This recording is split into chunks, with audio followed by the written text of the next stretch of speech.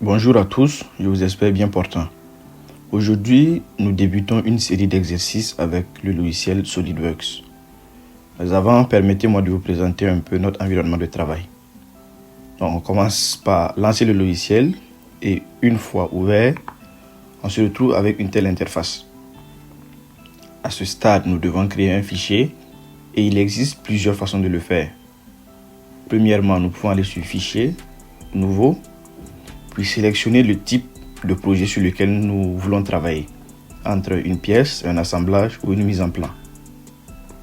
Comme deuxième option, nous pouvons cliquer sur cette icône et en haut ici, nous procédons au choix du type de projet. Nous avons une troisième option qui est d'utiliser l'icône suivante. On appuie dessus et nous avons les mêmes choix ici. Il existe une quatrième méthode qui peut être utile. Elle consiste à double-cliquer sur la page et nous pouvons une fois de plus procéder au choix du type de projet. Ici, nous voulons reproduire un dessin dans le plan.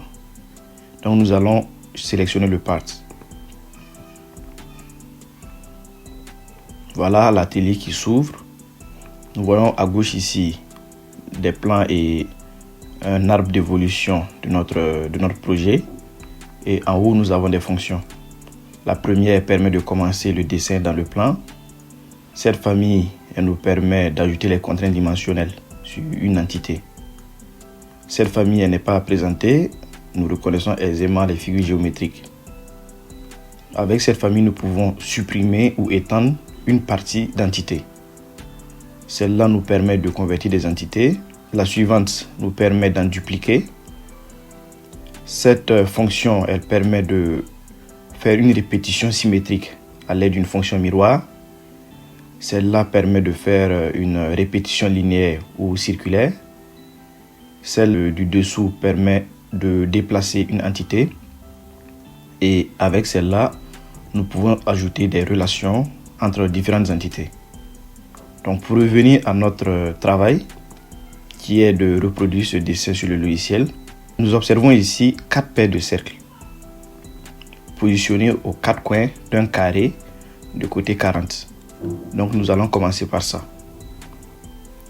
On sélectionne le plan sur lequel nous voulons travailler et dès qu'on appuie dessus, nous voyons 4 fonctions qui apparaissent ici. On appuie sur la première et nous pouvons commencer le dessin. Donc j'utilise cette fonction. Je clique au centre, puis une des extrémités. Et pour sortir de la fonction, je peux venir appuyer dessus une seconde fois ou faire un clic droit et select. Nous allons ajouter ici la dimension qui est de 40. Donc, et pour la deuxième arête, je peux reproduire la même chose avec la fonction Smart Dimension. Au lieu de ça, je peux aussi ajouter une relation entre les deux arêtes en disant qu'elles ont la même dimension. Donc j'appuie sur la première, contrôle la deuxième. Et dès que je relâche le contrôle, je vois des fonctions qui apparaissent ici. Avec cette fonction, on peut imposer l'égalité. Et cette même famille de fonctions se retrouve à gauche ici. Donc nous avons le choix. Et dès que j'appuie sur égal, nous voyons que le carré il a été redimensionné. En revenant sur le dessin, nous voyons que notre carré il est en pointillé. C'est pour dire qu'il s'agit d'un élément de construction.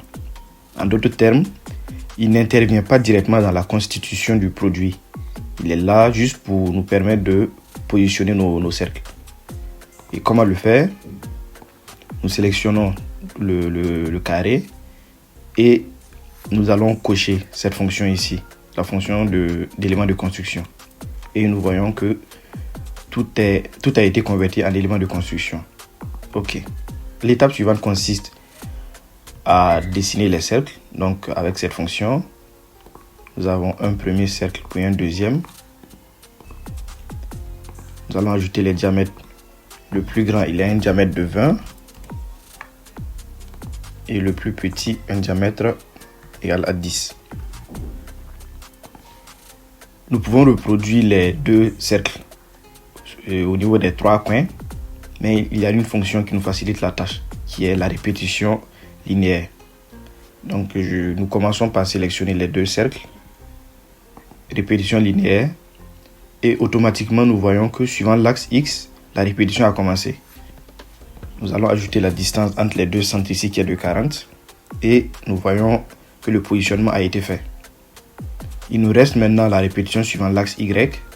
Donc on descend et on ajoute le nombre d'instances ici. Et nous voyons que la répétition a commencé suivant Y. Sauf que c'est dans l'autre sens. Pour inverser, qu'est-ce qu'on fait? On va cliquer sur cette fonction. Et on précise la distance qui est aussi de 40. L'étape suivante consiste à ajouter ce tag de cercle de rayon 25. Pour cela, je peux utiliser cette fonction ou je peux utiliser un cercle plein de diamètre 50 et effacer les parties indésirables. Nous allons utiliser la deuxième option.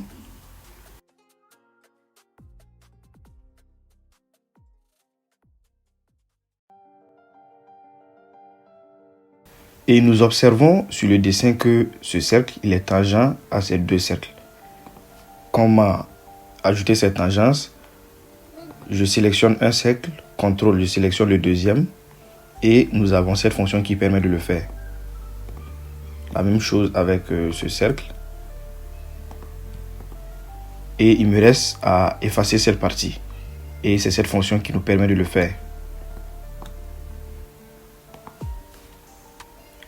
Ce tag de cercle doit être reproduit ici, ici et ici. J'aurais voulu utiliser la répétition linéaire, mais ça ne marchera pas. Pourquoi? Ici, la répétition n'est pas linéaire. Elle est plutôt circulaire. Donc, je sélectionne la répétition circulaire. Ici, je vais préciser l'entité à reproduire. Donc, c'est l'arc de cercle. Et vu que le nombre d'entités, le nombre d'instances est déjà 4, il n'y a pas de modification à faire. Puis, OK. Il reste le cercle au centre avec un diamètre 30. Donc,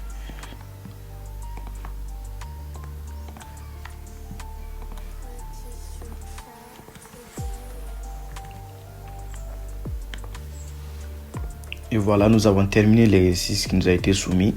Et il suffit d'appuyer ici pour quitter l'atelier d'esquisse.